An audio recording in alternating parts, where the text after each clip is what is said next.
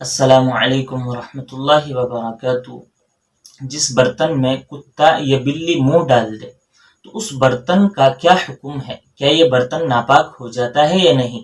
और बर्तन के अंदर जो चीज रखी हुई थी वो चीज नाजायज और हराम हो जाती है या नहीं? इस वीडियो में इंशाअल्लाह मैं यही क्लियर करने वाला हूँ। देखिए, बहुत सारी अहादीस में आया है कि कुत्ता जिस घर में होता है उस घर में फरिश्ते तक दाखिल नहीं होते। तो पता इससे चला कि कुत्ता जो है नजिसुल ऐन जानवर है, पूरा का पूरा नापाक है।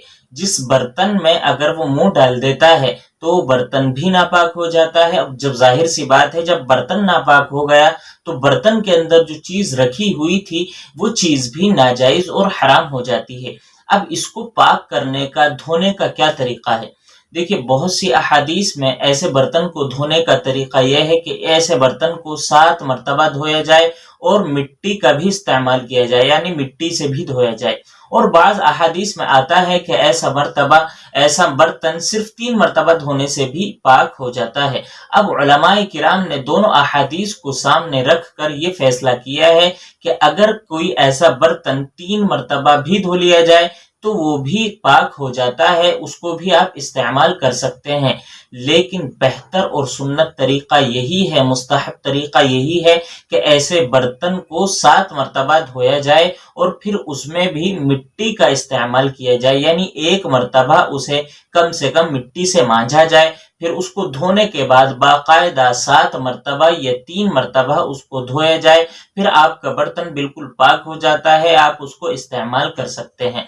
और रही बात बिल्ली की, देखिए, बिल्ली अगरचे नाजायज है, इसका खाना नाजायज और हराम है, लेकिन चूंकि ये हमारे घरों में चक्कर लगाती रहती है, आती जाती रहती है, इससे अपने बर्तनों को बचाना मुश्किल होता है। तो उलमाए किराम ने ये सहूलत रखी है, शरीयत ने ये सहूलत रखी है कि अगर बिल्ली आपके बर्तन में मुंह डाल देती है तो जो बर्तन के अंदर चीज थी वो मकरूह हो जाती है। यानी अगर आपके पास उस बर्तन में जो चीज थी उसके अलावा कोई और चीज नहीं है खाने के लिए, इस्तेमाल करने के लिए, तब तो आप उस चीज को इस्तेमाल कर लें।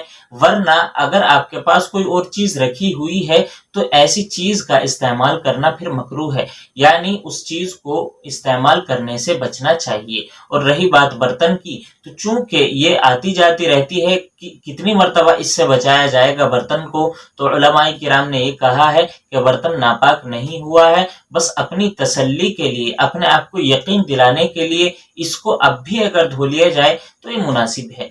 यही मामला, बिल्ली वाला मामला ही तमाम उन जानवरों का है जो हमारे घरों में पलते हैं, जिन जानवरों का हम गोश्त खा लेते हैं, उन तमाम जानवरों का भी यही मामला है।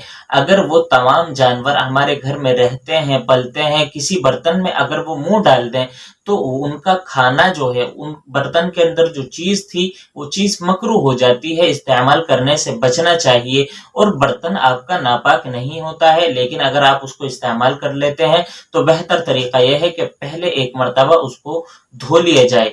और इसके अलावा, यानी जिन जानवरों का गोश्त हम नहीं खाते हैं, जिन जानवरों को हम नहीं पालते हैं, उन तमाम जानवरों का ये मामला है जो कुत्ते का है। यानी ऐसे बर्तन नापाक हो जाता है, उसको 3 मरतबा या 7 मरतबा धोना चाहिए। इसी तरह बर्तन अगर नाली में गिर जाता है तो नाली में से निकालने के बाद आप उसको इसी तरह धोएं जिस तरह कुत्ते के बर्तन को धोते हैं। ये वो तरीका था जो उलमाए किराम ने तय किया है। उम्मीद है कि आप हजरात को समझ में आ गया होगा। अस्सलामु अलैकुम वरहमतुल्लाहि वबरकातुहू।